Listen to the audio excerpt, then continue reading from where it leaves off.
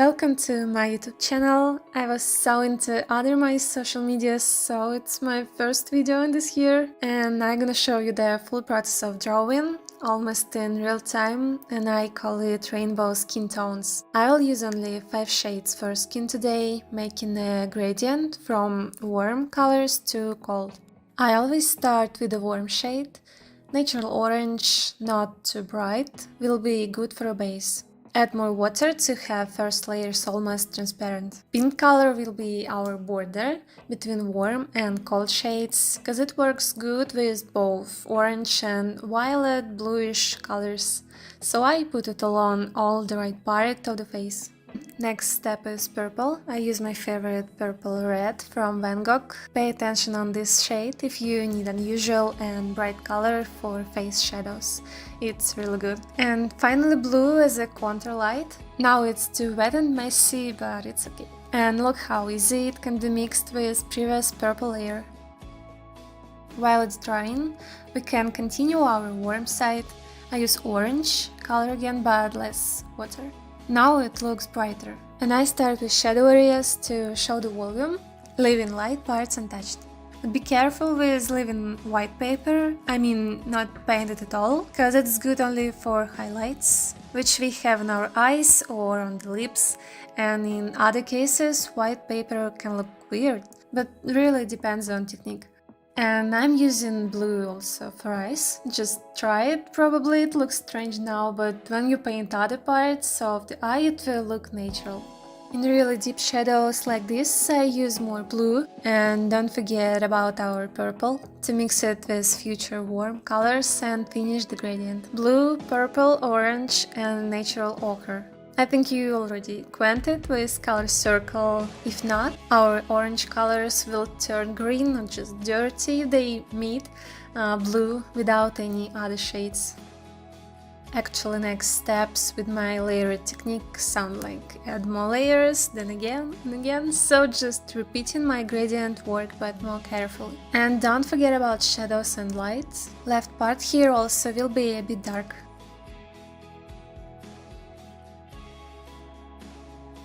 It depends on light, but usually I draw the darkest shadows under the chin, like here, on lower part of the nose and near the inner corner of the eye. Other parts I can call it semi-shade, like here, near the lower lip. This little shadow here brings volume and I always draw it.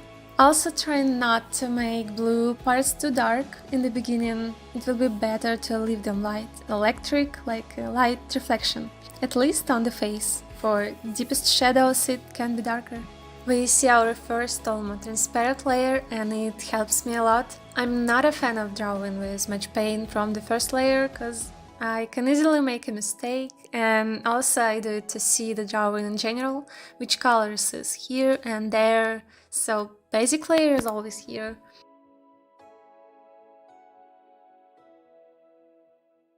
With eyes it works too. First basic layer will be our background for future contrast strokes, tubulous part and main color of the eye. Same with brows, don't draw them too dark in the beginning. Layer by layer I'm adding the saturation. Looks like repeating some actions, yeah, but every time it looks more and more detailed. My favorite neutral orange for skin is burnt orange from Daniel Smith, and I use it for every my skin tone. The shadow part is the same, adding layers, and the blush also will be called purple and violet. I start working with the eyes from eyeliner and outlining the darkest parts and starting adding the main colors. Here is brown. Put a little shade under the lip, but not too long, just to show the volume. I tell more about coloring lips in my tutorial on Boosty, I will leave the link lower.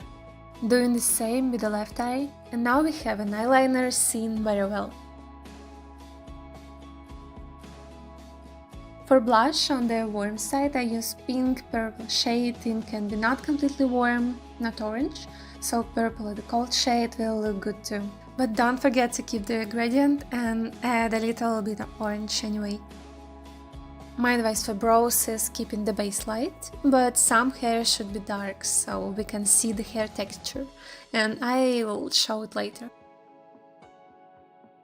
And have a look, the lips also have the light and shadow parts, so the right side will be darker. I tend to use blue as a darkest shade, no black paint at all, as my art school teacher said.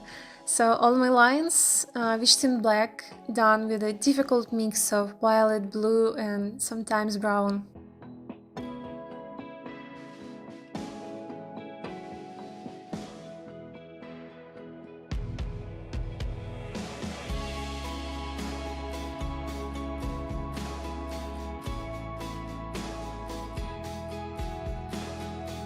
And as I told before about brows, make light strokes imitating hairs. They can be natural, wavy and messy, so you doesn't have to draw the brows too even.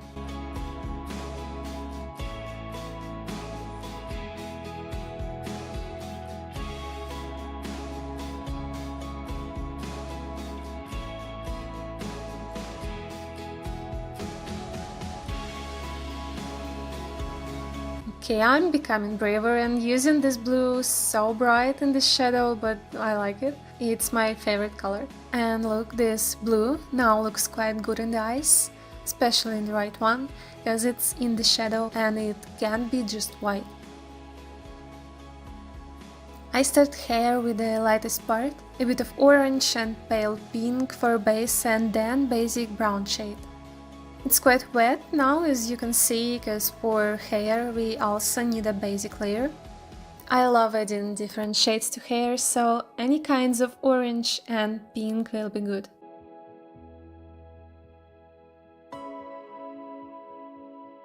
For shadows it can be violet and blue, but don't use them in the beginning, start with middle shades at first.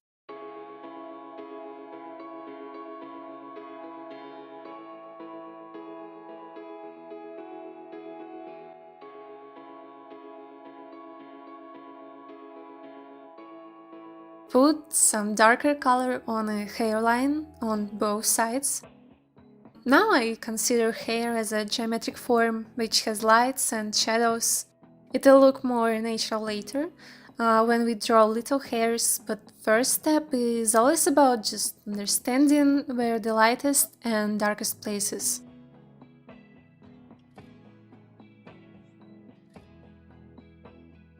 Actually, I planned the hair color dark brown, so I need a bit more tone.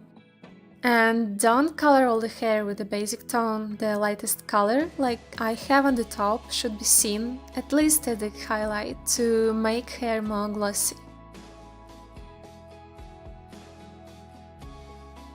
With every layer just add more saturation, make shadows stronger and add in details.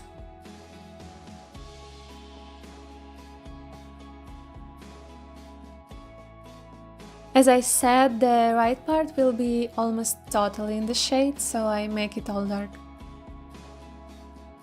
Now the color looks more similar to brown, which I imagine, and I also add little pink strokes. It looks good as a color accent.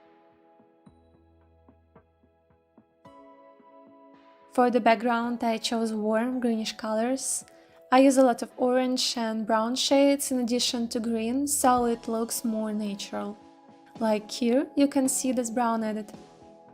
And I didn't plan anything special for this background, so I'm just imitating leaves, sometimes flowers. I already tried this color scheme with my Ellie from Last of Us.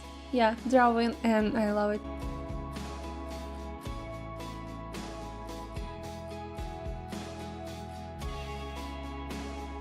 I create random forms and fill in this background with different shades of green.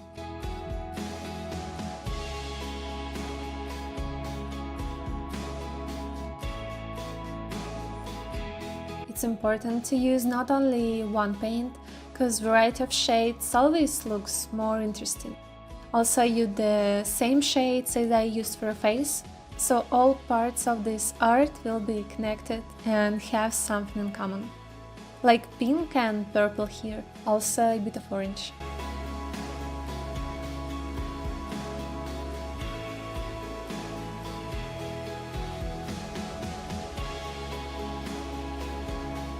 My brush is soft and quite big to create such natural and soft forms, and I always use it for backgrounds and basic first layers. And somehow I decided to swap color, so I have purple on the left and orange on the right. But I think it looks good.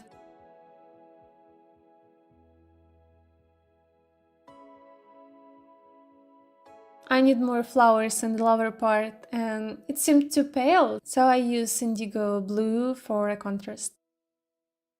For each part of the background I need maybe 1 or 2 layers more to make them as dark and vivid as I want. Adding little hairs in different directions, but probably I needed the thinner brush.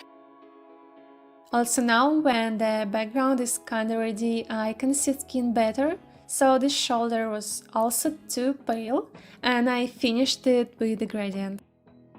Background is still too light, so maybe 1 more layer will be great. Now it's time to add more shadows, so every part of the portrait will get additional layers. With eyes, it's filling them with a basic brown color and outlining.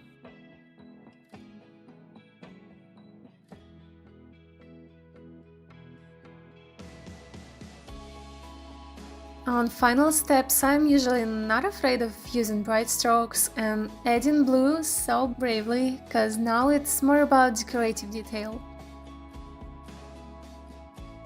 We already have the main skin tone, and this decorative stuff won't spoil anything.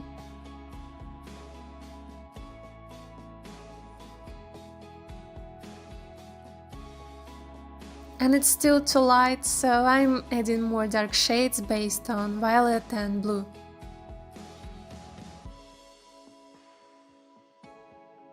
And finally I took my thin brush for drawing hairs.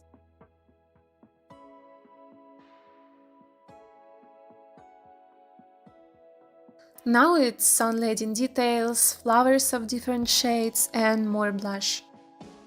I love visible contrast, so some parts definitely should be darker. And this combination of pink and dark blue is awesome.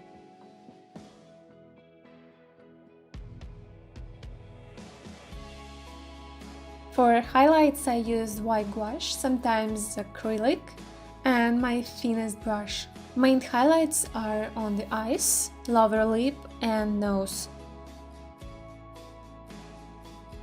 Also randomly adding little white leaves, I think it matched the style.